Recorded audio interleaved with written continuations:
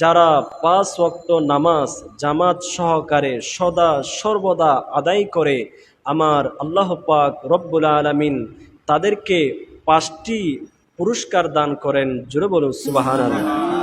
1 number পুরস্কার হচ্ছে, মহান আল্লাহ পাক রব্বুল আলামিন সেই দুনিয়াতে তার যত কষ্ট, যত দুঃখ, যত পেরেশানি রয়েছে, রব্বুল আলামিন তার সমস্ত কষ্টগুলাকে দূরীভূত করে দিবেন। জোরে বলুন সুবহানাল্লাহ।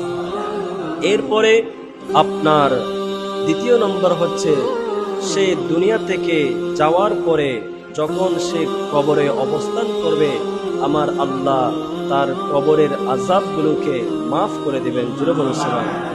এবং 3 নম্বর যেই পুরস্কার রব্বুল আলামিন তাকে দান করবেন, কাল কিয়ামতের কঠিনতম দিবসে সেই দুনিয়াতে যত ভালো কাজ করেছে, আমল করেছে, সমস্ত ভালো কাজগুলা এক করে তার ডান হাতের মধ্যে প্রদান করা হবে এবং যা পেয়ে ওই বান্দা খুশি হয়ে যাবে। জোরে বলুন সুবহানাল্লাহ।